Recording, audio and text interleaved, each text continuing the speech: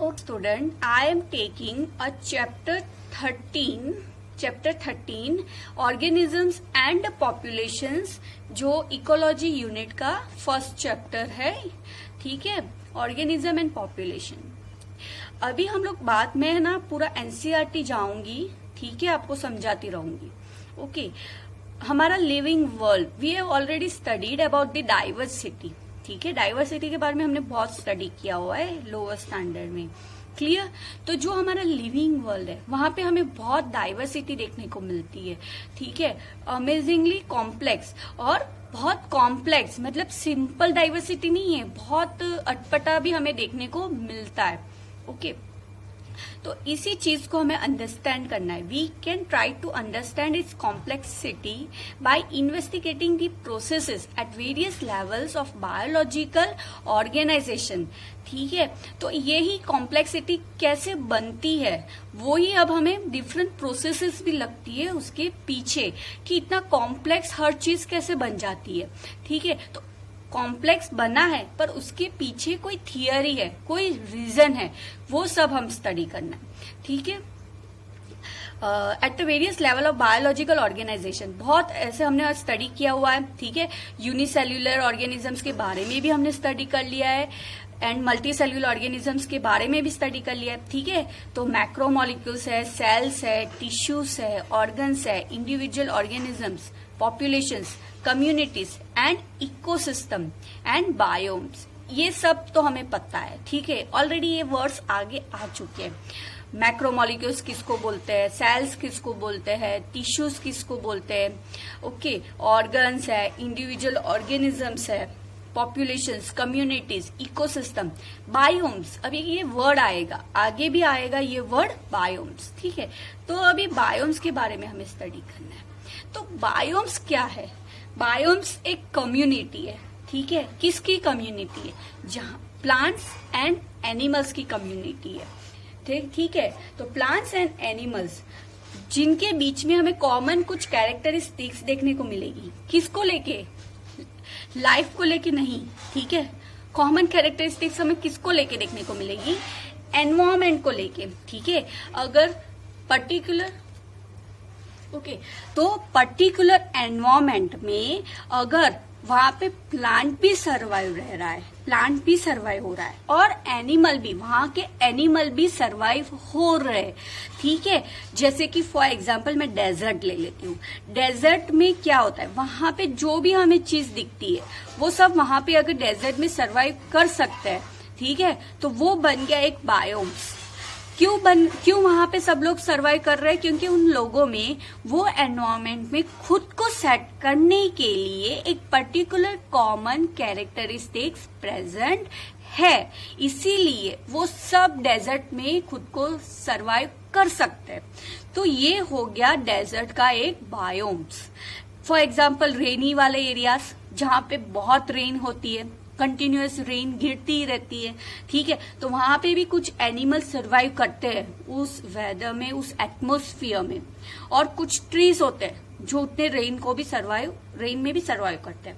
ठीक है, एनिमल्स में तो बहुत सारे टाइप्स के होते हैं, प्लांट्स में भी बहुत सारे टाइप्स के होते हैं, वो सब सर्वाइव करते हैं पर्टिकुलर वो रेनी सीजन में, वो रेनी एरिया में.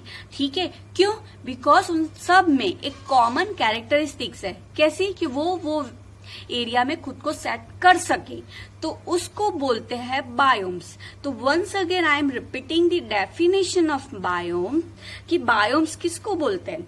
Biomes is a community of plant and animals that have a common characteristics for the environment they exist in.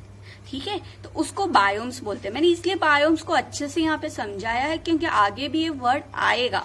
ठीक है, तो उस टाइम पे सिर्फ बायोम्स वर्ड यूज करूंगी ना. तो अभी आप समझ लो कि बायोम्स का मतलब क्या है. मतलब यहाँ पे हमें कम्युनिटी को लेकर स्टडी करना है, और कम्युनिटी में ऐसा नहीं है कि सिर्फ ह्यूमन बींग्स ही आएंगे. कम्युनिटी मतलब प्लांट्स एंड एनिमल्स को लेकर स्टडी करना है. ठीक है, तो ये हो गया हमारा biomes. At any level of biological organization, we can ask two types of question. For example, when we hear the bulbul singing early morning in the garden, we may ask, how does the bird sing? Or why does the bird sing? How type question 6, the mechanism behind the process, while the why types question 6, the significance of the process. ठीक है, तो अभी questions rises तो होते हैं हम सबके दिमाग में. अगर बर्ड सिंग कर रहा है तो उसको सुन के हमें कुछ क्वेश्चंस दिमाग में ऑन द स्पॉट आ ही जाते हैं. ठीक है, तो ये सबके पीछे भी कोई प्रोसेस है जो हम स्टडी करेंगे, जो हमें समझना रहेगा. ठीक है, तो मैंने अभी स्टार्टिंग से थोड़ा बहुत इंट्रोडक्शन पार्ट लिया है, आगे हम लोग कैरी करेंगे. Okay, student, we were on the question that how the bird sing, and second question was कि what is the significance of the process. अगर bird sing कर रहा है तो उसके पीछे कोई process चल रही है, something mechanism is going on. Okay, and the mechanism is going on, then what is the use of that mechanism to go on. ठीक है, तो हम एक के बाद एक questions rises होते जाते हैं दिमाग में. तो यहाँ पे उस क्वेश्चन को पूछा है और ये उसका आंसर भी मेंशन किया हुआ है कि अगर बर्ड सिंग कर सकता है, क्यों कर सकता है? क्योंकि उसके वॉइस बॉक्स का उस टाइप का ऑपरेशन होता है, उसके पास वाइब्रेटिंग बोन्स होते हैं जिसकी वजह से वो सिंगिंग कर सकता है. उसके ये मैकेनिज्म होने के पीछे का सिग्निफिकेंस क्या है कि मैटिंग, ब्रीडिंग सीजन जब उनके आती है, ठीक है, उनको मैटिंग करना होता है, तो अपने सामने वाले ऑपोजिट सेक्स को अट्रैक्ट करने के लिए भी उनका ये सिंगिंग उनके लिए काम का होता है. ठीक है, तो ये था. अभी नेक्स्ट है, बहुत हमारे आसपास हम कहीं पे भी अगर नजर घुमाएंगे तो सबके पीछे हमें एक साइंस दिखेगा. ठीक है, science is there. For example यहाँ पे दिया हुआ है कि night blooming birds generally white, रात को फ्लावर देने वाले प्लांट्स, ठीक है, जनरली फ्लावर्स वाले जो जो प्लांट्स नाइट में फ्लावर्स को प्रोड्यूस करते हैं वो जनरली व्हाइट होता है. ठीक है, तो ये एक है. फिर नेक्स्ट है कि बीज को कैसे पता चलता है कि फ्लावर में नेक्टर प्रेजेंट है. Okay, cactus have so many thorns. तो ये सब के पीछे भी साइंस है, उनका जो पैटर्न होती है उसके पीछे साइंस होता है. हाउ डज चीक्स को पता कैसे चल जाता है कि उसकी अपनी मदर है, and so on. There are many questions there. Okay, अभी इकोलॉजी जो है वो एक सब्जेक्ट है. ठीक है, विच वो हमें क्या सिखाता है. इकोलॉजी के अगर हम स्टडी करेंगे, जो हमारा ये यूनिट है, और ये इकोलॉजी यूनिट का हमारा ये फर्स्ट चैप्टर है. ठीक है, तो इकोलॉजी में जो स्टडी करना होता है वो जनरली क्या होता है, एक कनेक्शन होता है, इंटरेक्शन होता है organism and between the organism and it's physical abiotic environment. ठीक है, कि ऑर्गेनिज्म है तो पर्टिकुलर एरिया में वहां पे अगर बहुत गर्म है, कोल्ड है, रेनी है, तो किस तरह से खुद को वहां पे सेट करता है. ठीक है, तो वो पूरा एक वहां का बायोम्स बन जाता है. तो उसी को लेके हमें ये स्टडी करना है. इकोलॉजी मेनली 4 लेवल पर कंसिस्ट है. ठीक है, कौन से 4 लेवल्स को लेके उसका रहता है. ऑर्गेनिजम्स जरूरी है. पॉपुलेशन भी होनी चाहिए. अकेला एक ही टाइप का ऑर्गेनिज्म है, ठीक है, वहां पे और कुछ नहीं है तो वो सर्वाइव नहीं कर पाएगा. ठीक है, तो पॉपुलेशन भी चाहिए, जो एक के ऊपर एक, जो हमने प्रीवियस हमारे क्लास में लोअर स्टैंडर्ड में हमने ऑलरेडी स्टडी किया हुआ है. ठीक है ना, लेयर्स, ट्रॉफिकल लेवल्स के बारे में हमने स्टडी किया था, तो वो बनना जरूरी है. Communities and biomes. ओके, तो यही चैप्टर में ecology at organismic and population level, ये हमें स्टडी करना है. ओके, तो अभी ये यहाँ तक का तो क्या था, simply it was an introduction था. अभी यहाँ से हमारा मेन पार्ट स्टार्ट हो रहा है ये चैप्टर का. 13.1 जो है organism and its environment. Okay, organism and its environment. अभी यहाँ पे आपको ये लिख रहा है, ठीक है, ये बायोम्स दिया हुआ है, किस तरह से बायोम्स बनते हैं वो आपको यहाँ पे दिया हुआ है. यहाँ पे आपको एनुअल दिया हुआ है. एनुअल मतलब क्या होता है, एनुअली उसको मेंशन किया हुआ है कि मीन एनुअल. यहाँ पे आप देखो, ओके, मीन एनुअल प्रेसिपिटेशन. अभी मैं जस्ट आपको थोड़ा बहुत इसको इंट्रोडक्शन दे रही हूँ क्योंकि अभी पूरे वीडियो में मेरा ये पार्ट कंप्लीट नहीं होगा. नेक्स्ट में मैं आपको पूरा, हम लोग इसी पे फोकस करके स्टडी करेंगे. एग्जाम में देखो जनरली ये पूरा आपको ड्रॉ करने को नहीं पूछते. एग्जाम में क्वेश्चन जो निकलता है वो क्या होता है, आपको ये दिया हुआ रहता है, सिर्फ लेबलिंग्स नहीं दिए हुए.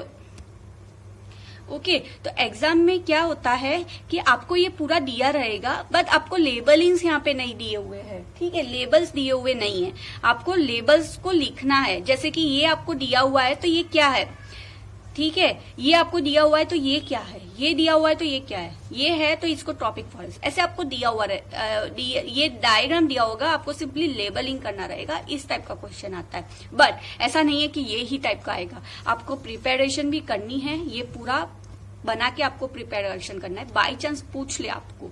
ठीक है, यहाँ पे क्या है, ecology at the organismic levels is essentially physiological ecology which tries to understand how different organisms are adapted to their environment in terms of not only survival but also reproduction। ठीक है, तो पर्टिकुलर एरिया में यहाँ पे different areas mention किए गए, desert है, grassland है। तो अगर डेजर्ट की बात करें तो यहाँ पे रहने वाला जो भी है, प्लांट्स है, एनिमल्स है, जो भी है, ठीक है, उन्होंने डेजर्ट को किस तरह से अपनाया है, वहां के एनवायरमेंट को किस तरह से अपनाया है। अपनाया मतलब इतना ही नहीं है कि वो लोग सिर्फ सर्वाइव कर पाए, रिप्रोडक्शन भी यहाँ पे होना जरूरी है, तब जाके यहाँ पे साइकिल बनी रहेगी। सर्वाइव हो रहे बट रिप्रोडक्शन करना पॉसिबल नहीं है तो पूरा एंड हो जाएगा एक टाइम पे। ठीक है, तो मेन थिंग ऐसा है कि सर्वाइव भी करना है और रिप्रोडक्शन भी करना है, वो इम्पोर्टेंट है। तो हमें ये है कि किस तरह से पूरे को वो लोग एडप्ट करते हैं और खुद को वहां पे सेट करते हैं। ठीक है, you may have learn in earlier classes how the rotation of a planet around the sun and the its axis, ठीक, causes annual vibration in the intensity and the duration of the temperature। हमको पता है, ठीक है, कि ये हमारा अर्थ है और यहाँ पे हमारा सन है। सन क्या है, सॉरी अर्थ क्या है, वो सन के, सॉरी आपको दिख नहीं रहा, ये अर्थ है और ये सन है। ठीक है, हमको पता है कि अर्थ है वो सन के आसपास रोटेट करता है और अर्थ है वो अपनी, ये एक्सिस है, एक्सिस को भी रोटेट करता है। ठीक है, अभी एक्सिस सिर्फ यही पैटर्न में नहीं रहती, कभी कभार एक्सिस थोड़ी मूव हो जाती है, टिल्ट हो जाती है जिसको हम बोलते हैं। ठीक है, तो ये रीजन होने की वजह से सीजन बनती है। ठीक है, सीजन बनती है, जो चेंजेस आते हैं एनवायरमेंट में, जो चेंजेस आते हैं वो ये वजह से कि वो जो अर्थ रोटेट कर रहा है उसके एक्सिस भी थोड़ा बहुत चेंजेस आ जाता है। ओके, तो वो सब भी हमें अभी स्टडी करना है। ओके स्टूडेंट, तो कल मेरा जो था इकोलॉजी का जो चैप्टर 13 है उसका मैंने 13.1 स्टार्ट किया था, organism and its environment start किया था। ठीक है, तो इसमें हमने बायोम्स के बारे में बात की थी कि यहाँ पे आपको डिफरेंट बायोम्स दिखाए गए हैं। ठीक है, तो अभी मैं पर्टिकुलर ये ही ले रही हूँ आज के मेरे टॉपिक में कि मैं ये पूरा आपको एक्सप्लेन कर रही हूँ किस तरह से है। ठीक है, तो आपको भी अगर बनाना है you can also start drawing along with me, मैं बनाती हूँ, आपको एक्सप्लेन भी करती जाती हूँ। ठीक है, तो हमारा क्या है, आपको एनुअली यहाँ पे एक ग्राफ दिया हुआ, एनुअली आपको, सॉरी ग्राफ नहीं है, यहाँ पे आपको एनुअल, एक एनुअल का आपको दिखाया गया है कि किस तरह के बायोम्स होते हैं और उस बायोम्स में कितना टेम्परेचर होता है और कितना उसमें प्रेसिपिटेशन होता है। ठीक है, यहाँ पे देखो वर्ड है प्रेसिपिटेशन, यहाँ पे क्या है, मीन एनुअल टेम्परेचर है। टेम्परेचर मतलब पर्टिकुलर बायोम्स में क्या टेम्परेचर होता है एनुअली, एंड यहाँ पे है प्रेसिपिटेशन। प्रेसिपिटेशन वर्ड है वो दो चीज को कंसिस्ट करता है, रेन एंड स्नो।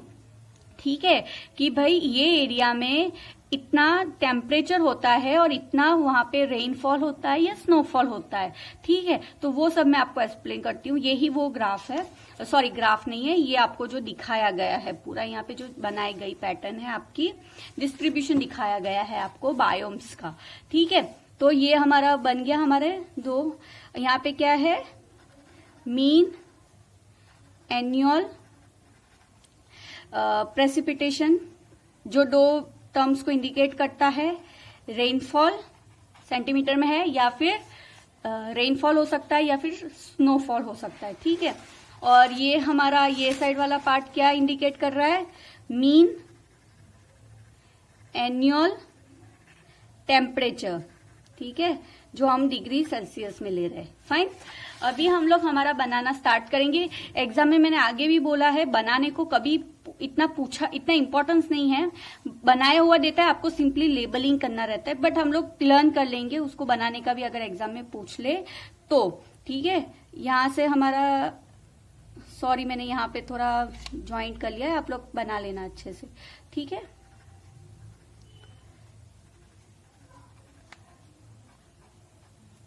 ओके, तो यहाँ पे 15 से है, नेगेटिव से हम लोग जा रहे हैं टेम्परेचर में, -15 -10, 5 का डिफरेंस है, 0, फिर 5, 10, 15, 20, 25 up to 30. Okay, and here 50 का डिफरेंस पे है, 100, 150, 200, 250, 300, 350, 400, 450. Okay, up to 450. Clear? Now look over here, जो हमारा पहला है एरिटिक एंड अल्पाइन टुंड्रा, ठीक है, तो जो वो देखना है आपको, -10 टेम्परेचर उसका, -10 मतलब काफी कम टेम्परेचर है और 0 तक वो जा रहा है, उसका टेम्परेचर इतना होता है, इतना वेरिएशन होता है एनुअली, उसमें इतना हमें देखने को मिलता है. उसका मीन लिया हुआ है पूरे साल का, फिर मीन निकाला है कि टेम्परेचर कहाँ से कहाँ तक जाता है. ठीक है, तो -10 से 0 तक का वो कवर करता है. और ये साइड उसका प्रेसिपिटेशन, ठीक है, यहाँ पे क्या है, अभी टेम्परेचर लो है, ठीक है, तो वो यहाँ पे ऑलमोस्ट 100 to 150 तक में वो जाता है. क्लियर? फिर हम लोग जाएंगे कॉनिफरस फॉरेस्ट में. नेक्स्ट जो है वो थोड़ा बहुत 0 में जाता है, ठीक है, और कहाँ तक जाता है, अप टू 15 तक. और उसका शेप भी ना बिल्कुल कॉन जैसा देना है हमें, क्योंकि नाम ही उसका कॉनिफरस है, दैट्स वाई हम लोग उसको शेप भी ऐसा देंगे. ठीक है, और यहाँ पे वो कहाँ तक जाएगा, अप टू 250 तक का यहाँ पे है. ठीक है,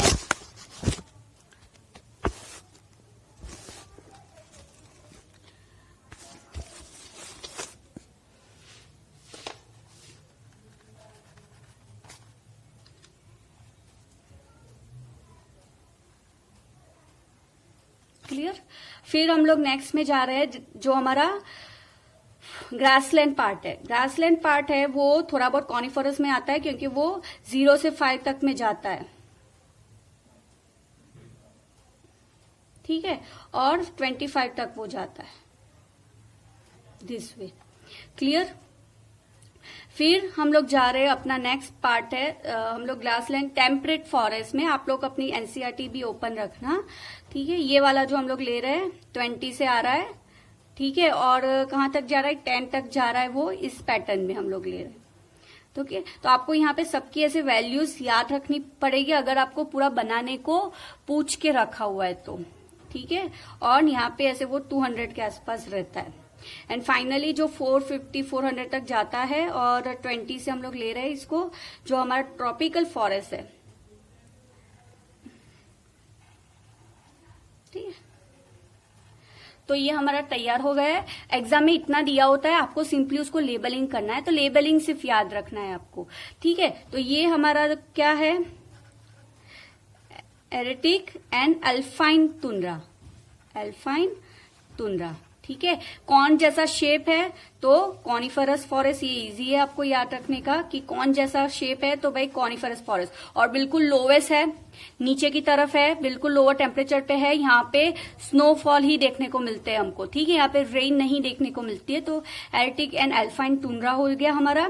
ठीक है, ये बिल्कुल, सॉरी, हमारा डेजर्ट तो हमने मेंशन करना रह गया. यहाँ पे हमारा बिल्कुल ऐसे एंड में, जहाँ पे टेम्परेचर बहुत ज्यादा होता है. ठीक है, तो ये हो गया हमारा डेजर्ट. ठीक है, यहाँ पे टेम्परेचर बहुत ज्यादा होता है, रेन तो होती ही नहीं है यहाँ पे. ठीक है, डेजर्ट के बाद वाला जो पार्ट है दैट इज ग्रासलैंड. ये मैं बाद में आपको पूरा समझाती हूँ किस तरह से आपको ये याद रखना है.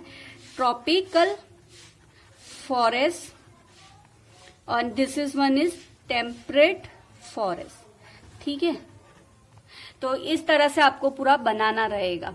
ओके, अभी तक का इतना है. आगे के उसमें मैं आपको पूरा ये एक्सप्लेन करूंगी आपको किस तरह से इसको रिमेम्बर रखना है. ओके, पर इतना है याद है, डेजर्ट है वो हायर टेम्परेचर की साइड जाएगा, क्योंकि वहां पे रेन नहीं होती है और टेम्परेचर भी काफी ज्यादा होता है. सो डेजर्ट, ठीक है, डेजर्ट में रेन बहुत कम होती है. उसके बाद छोटे छोटे ग्रासेस आते हैं, तो ग्रासलैंड वाला एरिया आएगा. एंड उसके बाद मीडियम साइज के ट्रीज होते हैं, श्रब्स होते हैं, तो टेम्परेट फॉरेस्ट. और उसके बाद ट्रॉपिकल फॉरेस्ट, जहां पे बहुत रेन होती है, तो ट्रॉपिकल फॉरेस्ट. ठीक है, उसके नीचे कॉन जैसा शेप होता है तो कॉनिफरस. एंड लास्ट में जहां पे स्नोफॉल होता है that is arctic and alpine tundra. ठीक है, हम लोग नेक्स्ट भी आगे इसी को एक्सप्लेन करूंगी मैं. लास्ट में हमारा कहाँ पे स्टॉप हुआ था कि ये वाले हमने डिफरेंट बायोम्स को ड्रॉ किया था with regards of temperature and the precipitation. ठीक है, क्यों ये वेरिएशंस आते हैं, क्यों चेंजेस आते हैं सीजन्स में? बिकॉज अर्थ क्या है, सन के आसपास रोटेट करती है, प्लस अर्थ अपने एक्सिस पे भी मूव ऑन होती है, और वो जो एक्सिस होती है वो कभी मतलब थोड़ी बहुत फिर टिल्ट भी होती है। ठीक है, तो ये दो रीजन की वजह से हमें चेंजेस देखने को मिलते हैं, सीजनल चेंजेस, एनवायरमेंट में चेंजेस सब देखने को मिलते हैं। ओके, इसकी वजह से हर डिफरेंट जगह पे डिफरेंट बायोम्स क्रिएट होते हैं। ओके, तो लास्ट में हमने ये ड्रॉ करना सीख लिया था। ओके, नाउ अभी हमें याद कैसे रखने ये लेबलिंग्स को। एग्जाम में जनरली दिया हुआ रहता है, आपको सिंपली लेबल्स करने रहते हैं। ठीक है, तो स्टूडेंट कंफ्यूज हो जाते हैं, ट्रॉपिकल फॉरेस्ट यहाँ पे लिख लेते हैं, यहाँ पे टेम्परेट फॉरेस्ट लिख लेते हैं, तो कंफ्यूजन होता है। तो इसमें तो हमें मार्क्स नहीं जाने देने हैं। ओके, तो किस तरह से इसको याद रखना है? पहला वाला एरिया, ये वाला आर्कटिक एंड अल्पाइन टुंड्रा, जहां पे स्नोफॉल होता है। ओके, हमारा जो ये बायोम्स है, हम टेम्परेचर एंड प्रेसिपिटेशन को लेके कर रहे हैं। प्रेसिपिटेशन मतलब क्या है? जब भी वर्ड प्रेसिपिटेशन आता है, इट मीन्स स्नो या रेन की बात चल रही है। ठीक है, केमिस्ट्री में अलग मीनिंग है प्रेसिपिटेशन का, बायोलॉजी में जब प्रेसिपिटेशन आता है तो हम लोग समझ जानेगा कि स्नोफॉल या रेनफॉल की बात चल रही है। ठीक है, तो ये जो दो एरिया है, आर्कटिक एंड अल्पाइन टुंड्रा है, ठीक है, वहां पे तो रेन गिरेगी नहीं, वहां पे स्नोफॉल ही होता है। क्यों वहां पे रेन नहीं है? बिकॉज टेम्परेचर देखो नेगेटिव में चल रहा है यहाँ पे, तो रेन तो पॉसिबल नहीं है। ठीक है, तो ये हो गया हमारा स्नोफॉल वाला area, Arctic and alpine tundra. ठीक है, अभी यहाँ पे देखो सेकंड है जहां पे रेन का प्रॉब्लम है, that is desert area. Temperature बहुत ज्यादा है तो रेन का प्रॉब्लम रहेगा। ओके, तो आपको पहले ये एक स्नो वाला एरिया याद रखना है, आर्कटिक एंड अल्पाइन टुंड्रा जहां पे स्नोफॉल होती है। दूसरा ये पहला वाला बिल्कुल जहां पे रेन का प्रॉब्लम है, टेम्परेचर बहुत ज्यादा है, वो डेजर्ट हो गया। और ये कॉन जैसा शेप आपको दिख रहा है, कॉन शेप, जिसको हम कॉनिफेरस फॉरेस्ट बोलते हैं। ठीक है, तो शेप पे से ही पता चल जाएगा कॉनिफेरस फॉरेस्ट। कॉनिफेरस नाम इसलिए दिया, आपको पता ही होगा, वहां के जो फॉरेस्ट की ट्रीज है वो कॉन जैसे शेप के रहते हैं। ओके, नाउ अभी डेजर्ट हो गया, कॉनिफेरस हो गया, आर्कटिक एंड अल्पाइन टुंड्रा हो गया। क्लियर? अभी डेजर्ट के बाद क्या है? थोड़ी बहुत रेन गिर रही है, हम लोग ऐसे मूव हो रहे हैं ना, तो थोड़ी बहुत रेन डेजर्ट से तो ज्यादा ही एरिया में गिर रही है। ठीक है, तो डेजर्ट में तो ग्रास और वो सब पॉसिबल नहीं है इतना, तो थोड़ी रेन गिर रही है तो ऑब्वियस है छोटे छोटे ग्रासेस वहां पे पॉसिबल है। तो डेजर्ट वाले बाद का एरिया आएगा हमारा ग्रासलैंड। ओके, फिर और आगे बढ़ रहे हैं, और ज्यादा रेन आ रही है, ट्रीज देखने को मिल रहे हैं, अभी ग्रासेस के ऊपर जा रहे हैं तो ट्रीज देखने को मिल रहे हैं। ठीक है, तो वो आ गया हमारा टेम्परेट फॉरेस्ट। और आगे गए तो बहुत रेनफॉल वाला एरिया है, बड़े बड़े ट्रीज है, बिल्कुल फॉरेस्ट है, तो ट्रॉपिकल फॉरेस्ट हो गया। तो हमारा ये पूरा लेबलिंग पार्ट हो गया। इस तरह से आपको याद रखना है, पहला क्या लेबलिंग कर देना है, Arctic and alpine tundra, desert, coniferous forest. Desert के बाद थोड़ी बहुत रेन आ रही है तो ग्रासलैंड, छोटे छोटे ग्रासेस है, उसके बाद ट्रीज आ रहे हैं तो टेम्परेट, बड़े बड़े फॉरेस्ट और बहुत ट्रीज है तो ट्रॉपिकल फॉरेस्ट। तो ये वाला पार्ट हो गया। मेजरली जो बायोम्स बनते हैं वो डेजर्ट होता है, रेन फॉरेस्ट होता है, टुंड्रा रीजन, जो हमने स्टडी कर लिया है। यहाँ पे आपको फिगर 13.2 में भी कुछ बायोम्स आपको दिखाए गए हैं। ठीक है, कि यहाँ पे बायोम्स बनते हैं। ऐसे तो नंबर्स ऑफ प्लेसेस है जहाँ पे बायोम्स बनते हैं। ओके, अभी बायोम्स बनने का मेजर रीजन क्या है कि लोकल वेरिएशंस आती है। ठीक है, रीजनल्स में वेरिएशन, रीजन्स वाइज वेरिएशंस आती है। ठीक है, रीजन वाइज वेरिएशन आती है, लोकल वेरिएशन आती है, हर एक बायोम्स में हमें वेरिएशन देखने को मिलती है। उसकी वजह से वहां के हैबिटेट्स में भी बहुत वेराइटीज हमें देखने को मिलती है। ओके, अभी बायोम्स कहाँ बनते हैं, लाइफ कहाँ प्रेजेंट है, ऐसी अर्थ में, प्लैनेट्स में, अर्थ पे ऐसी जगह पे हैबिटेट्स है जहां पे हम सोच भी नहीं सकते कि यहाँ पे लाइफ कैसे पॉसिबल है। ओके, जैसे कि एक्सट्रीम एंड हर्श हैबिटेट्स, मतलब कि वो एरिया जहां पे सोच भी नहीं सकते कि कोई सरवाइव रह सकता है। ठीक है, स्कॉर्चिंग राजस्थान डेजर्ट, मतलब कि जो सरफेस है, अर्थ की सरफेस है, वो ऐसे लग रहा है जैसे जल रही है, वहां पे भी लाइफ प्रेजेंट है।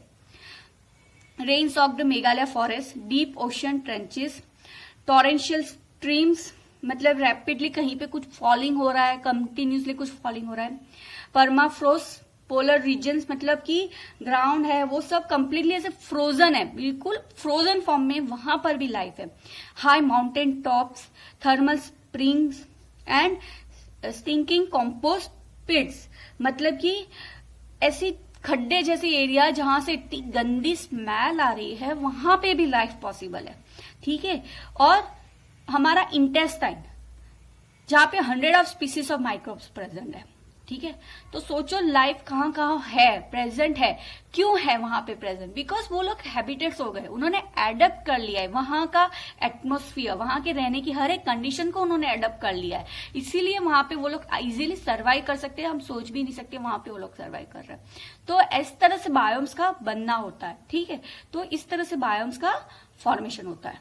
ओके, तो ये वाला पार्ट हमारा यहाँ पे कवर हो गया। बायोम्स को लेके हमने जो स्टडी की थी वो हमारा कवर हो गया। ठीक है, तो यहाँ पे अगर इंपॉर्टेंट देखे तो सिर्फ ये वाला पार्ट है, बट जस्ट मैंने अंडरस्टैंड करने के लिए आपको ये समझा दिया है। ओके।